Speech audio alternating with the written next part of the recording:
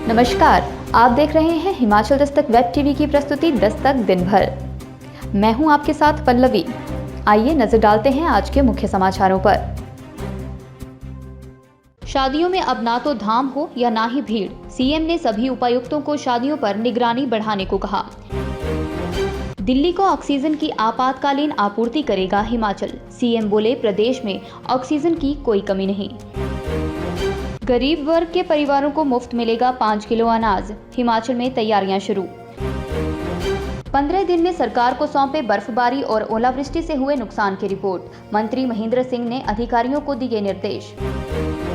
निजी बस ऑपरेटरों की सरकार को अंतिम चेतावनी, मांगों पर फैसला ना हुआ तो 3 मई से बसों का संचालन करेंगे बंद। कोविड मरीजों की सहायता के लिए कांग्रेस ने स्थापित किया हेल्प डेस्क, मिलेगी स्वास्थ्य संबंधी हर सहायता। यूजी के 80,000 छात्र पढ़ेंगे साइबर क्राइम का पाठ, ऑनलाइन ठगी से कैसे बचें जानेंगे छात्र। पालमपुर के काहनपट में एचआरटीसी की बस दुर्घटनाग्रस्त, एक महिला की मौत, 11 घायल। राकेश पठानिया ने किया अपने नर्सिंग कॉलेज को कोरोना मरीजों को समर्पित करने का ऐलान, डीसी कांगड़ा से की पेशकश। कोरोना मामलों में टेस्टिंग, ट्रेसिंग और ट्रीटमेंट आवश्यक, सीएम ने सभी डीसी को दिए जांच प्रक्रिया में तेजी लाने के निर्देश। और अब समाचार विस्तार से। मुख्यमंत्री जयराम ठाकुर ने सख्त लहजे में कहा है, शादियों में अब ना तो धाम हो या ना ही भीड़ एकत्र करें। अभी तक ऐसे कई मामले हैं कि लोग नई बंदिशों का पालन नहीं कर रहे हैं। यही स्थिति रही तो सरकार को और कड़ी कार्रवाई करनी होगी। उन्होंने सभी जिला उपायुक्तों को शादियों पर निगरानी बढ़ाने को कहा है। वह सोमवार को सभी जिलों के डीसी, एसपी और सीएमओ के साथ वीडियो कॉन्फ्रेंसिंग के जरिए बैठक के बाद मीडिया से बात कर रहे थे। मुख्यमंत्री जयराम ठाकुर ने कहा, प्रदेश में दवाइयों, चिकित्सा उपकरणों और ऑक्सीजन की कोई कमी नहीं है। प्रदेश सरकार ने एहतियाती तौर पर अतिरिक्त 3000 डी टाइप ऑक्सीजन सिलेंडर केंद्र से मांगे हैं, लेकिन नई दिल्ली के मुख्यमंत्री अरविंद केजरीवाल के आग्रह को स्वीकार करते हुए हिमाचल दिल्ली को ऑक्सीजन की आपातकालीन आपूर्ति करेगा। कोविड-19 महामारी के संकट के कारण राष्ट्रीय राजधानी क्षेत्र में ऑक्सीजन का भारी संकट चल रहा है। कोरोना वायरस की दूसरी लहर को देखते हुए केंद्र सरकार की तरफ से गरीब वर्ग के परिवारों को 5 किलो मुफ्त अनाज देने की घोषणा की गई है। ऐसे में अब हिमाचल प्रदेश ने भी इसके लिए तैयारियां शुरू कर दी हैं। हिमाचल प्रदेश में 7 लाख राशन कार्ड धारक जो गरीबी रेखा से नीचे आते हैं, 7 लाख परिवारों में करीब 29 लाख लोग हैं। अगले महीने से इन्हें कोटे के अलावा 5 किलो मुफ्त राशन दिया जाएगा। बागवानी मंत्री महेंद्र सिंह ने अधिकारियों को बर्फबारी और ओलावृष्टि से हुए नुकसान की रिपोर्ट सरकार को 15 दिनों में सौंपने के आदेश दिए हैं। बेमौसमी बर्फबारी, ओलावृष्टि और भारी बारिश के कारण फसलों और फलों को हुए नुकसान की समीक्षा के लिए बागवानी मंत्री ने अधिकारियों को निर्देश दिए कि शिमला सहित किन्नौर, मंडी, कुल्लू, चंबा, लाहौल स्पीति तथा सिरमौर जिलों के उद्यान उप निदेशकों की अध्यक्षता में कमेटियों का गठन किया जाए। हिमाचल प्रदेश के निजी बस ऑपरेटरों ने अपनी मांगों को लेकर सरकार को अंतिम चेतावनी दी है। ऑपरेटरों ने चेताया है, अगर सरकार 8 दिनों के अंदर उनकी मांगों पर फैसला नहीं लेती है तो फिर निजी बस ऑपरेटर बस खड़ी कर भूख हड़ताल का रास्ता अपनाएंगे। निजी बस ऑपरेटर संघ ने सोमवार को जिलाधीशों के माध्यम से मुख्यमंत्री जयराम ठाकुर को ज्ञापन भेजा है।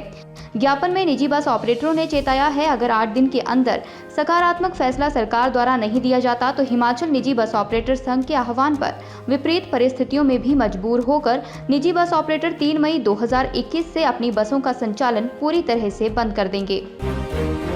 कांग्रेस अध्यक्ष कुलदीप सिंह राठौर ने सोमवार को राजीव भवन में कोरोना से प्रभावित लोगों की सहायता के लिए गांधी हेल्पलाइन डेस्क स्थापित किया।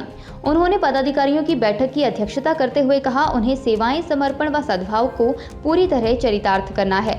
उन्होंने कहा, इस महामारी में संकट के दौर में कांग्रेस पार्टी लोगों के साथ खड़ी है।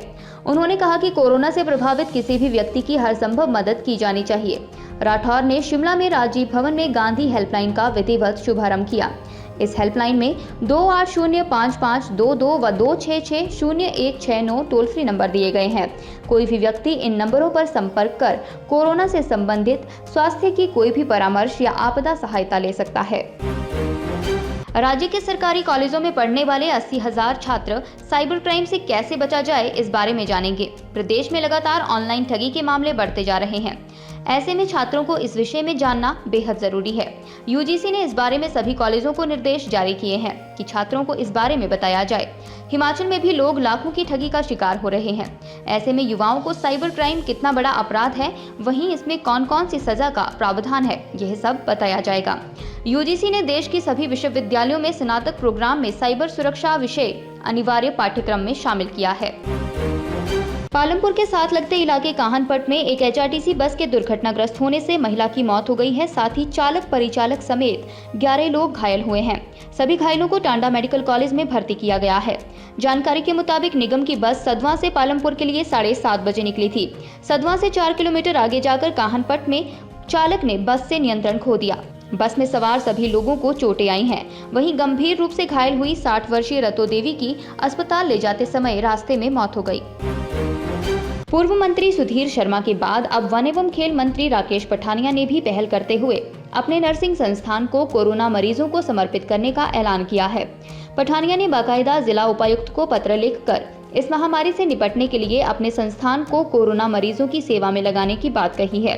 राकेश पठानिया ने इस संदर्भ में कहा, वह अपना नर्सिंग संस्थान कोरोना मरीजों की सेवा में समर्पित करेंगे, जिसमें 100 बिस्तरों के साथ 50 प्रशिक्षित नर्सों को तैनात किया जाएगा। उन्होंने बताया कि इसके अतिरिक्त खाने की व्यवस्था के साथ लोगों के आने जाने की व्यवस्था भी की जाएगी और सरकार पर किसी तरह का बोझ नहीं डाला जाएगा।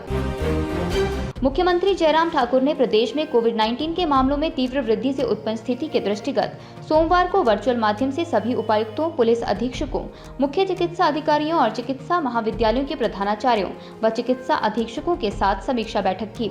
मुख्यमंत्री ने कहा, इस समय माइक्रो कंटेनमेंट जोन के माध्यम से प्रभावी निगरानी कर कोविड मामलों की टेस्टिंग, ट्रेसिंग और ट्रीटमेंट अत्यंत आवश्यक है। उन्होंने उपायुक्तों को अपने जिलों में कोविड जांच में तेजी लाने के निर्देश दिए। उन्होंने कहा, प्रदेश के स्वास्थ्य विभाग को यह सुनिश्चित करना चाहिए कि कोविड-19 वैक्सीन की कम से कम बर्बादी हो, क्योंकि देश और प्रदेश को इसकी बहुत आवश्यकता है। और इन्हीं खबरों के साथ आज का बुलेटिन यहीं समाप्त होता है। हिमाचल की तमाम अपडेट्स के लिए देखते रहें हिमाचल दस्तक वेब टीवी। दिल से दिमाग तक।